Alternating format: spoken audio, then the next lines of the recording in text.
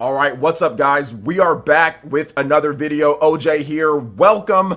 We are talking about Xenoblade Chronicles 3 on the Nintendo Switch and what it needs. Now, we are in September officially as of the time that I'm recording this video, and it is heavily rumored that Nintendo will have a new Nintendo Direct this September at some point with a brand new trailer, or at least the first reveal, or talking about Xenoblade Chronicles 3, Monolith Soft's first new game, brand new game since 2017's Xenoblade Chronicles 2. Now, the game that they've been working on with the full strength of the Takahashi Team 1. That is the rumor now at this point, and a lot of you guys have asked me during my live streams, hey OJ, what do you think about Xenoblade Chronicles 3? What do you think they're going to do? What do you think it can do to be more popular? This and that. And I've discussed it multiple times on the channel, but I wanted to make a direct, focused video right here for you guys to talk about one of my favorite franchises of all time, and that is Xenoblade Chronicles 3. But before we get into that, guys, please make sure you hit that like button, subscribe, click the notification bell to get my videos when they drop. Now, let's start off with this. Xenoblade Chronicles 3, this is supposedly going to be a game that pushes the Nintendo Switch to its limits. They are trying to take the next step for the Xenoblade franchise, and that would mean to have way better visuals than what they've done before. I equate it to what happened with Xenoblade Chronicles X from Xenoblade Chronicles on the Wii. That was a huge jump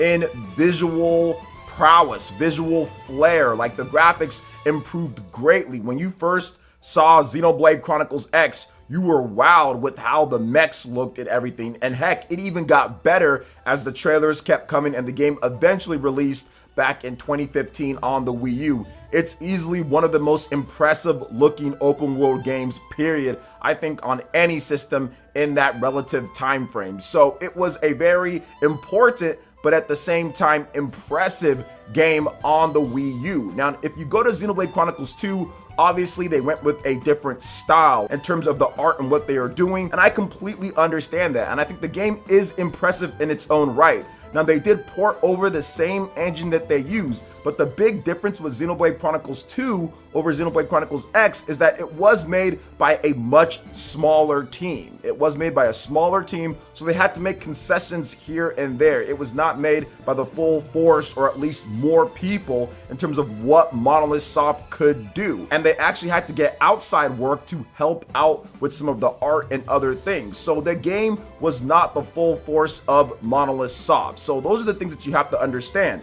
Now, with Xenoblade Chronicles 3, it's looking to be that big full force game once again. So I think that the visuals are definitely going to have to be on point for this one. Now, the next thing that's up for Xenoblade Chronicles 3, in my opinion, to take it to the next step, to take it to where it can become that major franchise for Nintendo and put it in that 3 million plus realm, it's going to have a overhaul of gameplay. Now, I know this one might make some people upset, and I've stated this before in previous videos, but I think it's very important to look at the nucleus of what goes on with these types of games, right? If you look at Xenoblade Chronicles, it's really kind of like a mix of a action RPG with maybe a slight turn-based element, but a heavy on the MMO element as well. There's auto attacking, there's the cooldowns, there's the charge ups as you attack, you fill up the meters, and that is great in all for an MMO. That is great for certain types of games.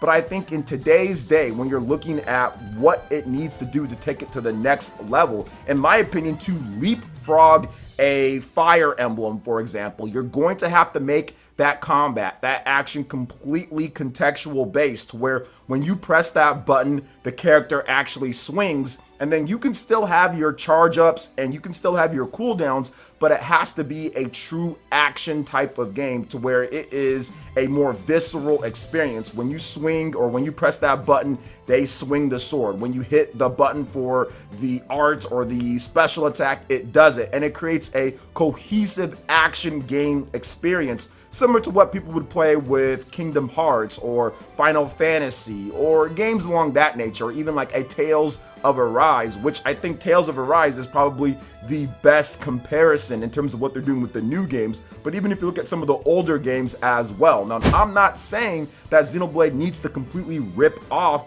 those franchises. Absolutely not. Still make what makes Xenoblade Xenoblade. I think, once again, going back to Tales of Arise, the game is overhauled in some of its gameplay, but it still feels like Tales, even though that they've completely changed up things. They've drastically increased the graphics. They've made a more visceral feel to combat, and people are very excited about that type of game. And even people who have never played a Tales game are saying, hey, I think I'm going to check out this Tales game, because the visuals have been overhauled. The gameplay has been fine-tuned. They took it off of like the little blade type of system that Vesperia was on and some of the older ones, and made it a full 3D action game that you can control. These are the type of things that you need to do. You can still keep your identity of what makes Xeno with the style and with the arts and with the cooldowns and with some of the things that makes the game, but then also kind of make it a bit more playable for people who have never gotten into the franchise. They kind of see how stagnant things are in between, but it's not an MMO like Final Fantasy XIV and say, I'm not so sure about that. But if you cleaned up the gameplay a little bit more, made it, like I said, a bit more of the action contextual based, when you press that button, it swings, I think that's going to bring so much more people into the Xenoblade franchise. And I think that it's very important that Monolith Soft gets that done. Now, they could still have the classic style of gameplay and hide that with impressive visuals, but at the end of the day, when you get to the core of the nucleus, the people who are going to decide if they're going to buy the game or not, they're going to find out how it plays. And if they didn't like how it was previously, they're probably not going to get into this one. Whereas people who liked how Xenoblade played before, if you actually fine-tune things the way that I'm saying and still make a very impressive and Xenoblade style game, they might not like it as much, or maybe they have their gripes here and there, but they're still all going to pick up the game, and it's probably going to be a higher quality game, considering that they're going to be putting more into this at this point. So I still think people will be satisfied, whether you're someone who's already been a Xenoblade fan or somebody trying to get into it for the first time. Now, I think one of the biggest things with this here is that the marketing definitely has to be on point with this one. And I think that they did a very good job with Xenoblade Chronicles 2. I really couldn't ask for anything more with the marketing and how they talked about the game. If you looked at how Nintendo has handled some of the other games that are not their biggest style. So for example, Metroid Dread is getting a ton of love on Twitter and trailers and different stuff. People are loving that. They're pre-ordering the heck out of it. That is the way that your game has a lot of hype and anticipation beforehand, and to convince the people who have never played a Metroid game, or to convince the people who have never played a Xenoblade Chronicles game to get the game. So I think they need to do the same thing. Xenoblade Chronicles 2, they did a little bit of a weird thing. They were doing like the whole blades every single day. The Twitter posts weren't as active on this game, but I think that with the new style of marketing, what they're doing with some of their other franchises that they do have that are high quality but don't sell as much as the Mario and Zelda, they're going to make sure that they push it more on Twitter and push it more on the social media channels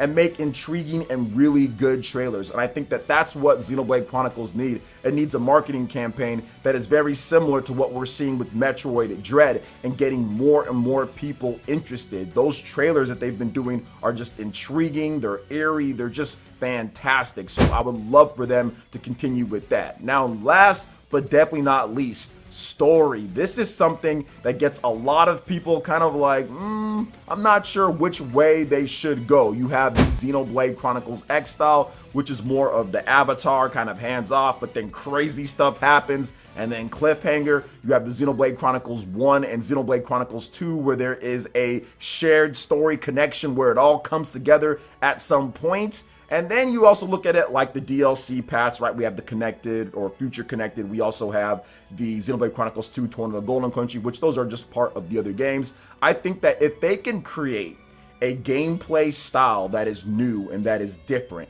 and they can create a story flow that takes the best of what Xenoblade Chronicles 1 and Xenoblade Chronicles 2 did and makes a new fusion of storytelling and a new fusion with the graphics and the gameplay, and all kind of melds together, I think that's the direction they should go in. I think they should take what they did with Xenoblade 1 and Xenoblade 2. There's some of the comedy, the lighthearted writing, some of those different things, but then the very tense and serious parts with the great cinematics. Torn of the Golden Country was great for that as well. If they fuse all of that and everything that they've learned from those two games, I think that the story, the tone, the presentation can all just fit perfectly with what they're doing. So I'm hoping it's a fusion of the storytelling and what they did from the first and the second game. Xenoblade Chronicles X is a different type of thing. I don't think they need to borrow anything from that game when it comes to the storytelling and stuff like that. But I feel that Xenoblade Chronicles 1, 2, and especially how they did with Torna, because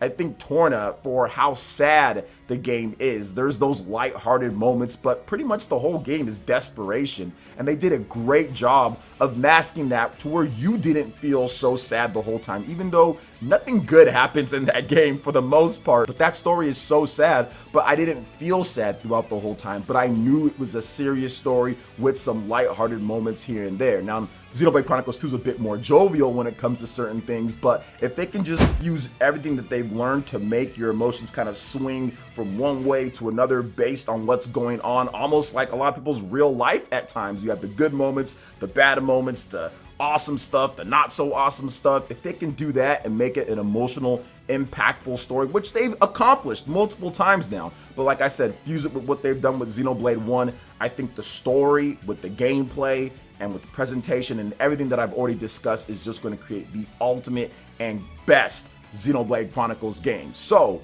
here is to crossing my fingers that we actually get Xenoblade Chronicles 3 at a Nintendo Direct, a rumored one here that we have so far. I'm hoping there's a Nintendo Direct. I'm hoping we get Xenoblade Chronicles 3, but those are the things I think Xenoblade Chronicles 3 needs to take it to the next level, to take it to that, major franchise for Nintendo, and to get some more clout for the Xenoblade franchise, get more people playing it. And I think Nintendo obviously wants that because they did put Pyra and Mithra in Super Smash Bros. They made sure that they got in. So I think they're definitely moving towards that realm, but we're gonna have to wait and see with it. I'm excited to see what happens, and of course I'll have more Xenoblade Chronicles content on the channel, guys. We're gonna be discussing this game all the way up until when it happens. Then of course we're going to be talking about it afterwards. We're going to be covering the game. So what do you guys think about Xenoblade Chronicles 3? What do you think it needs in the game? Let me know your thoughts in the comment section below. All right, guys, that wraps it up for this video here. Make sure you hit that like button, subscribe if you're someone new, and check out the link in the description below if you want to become a channel member and support the channel even more. So thank you guys so much for watching, and we'll catch you for the next one. Peace.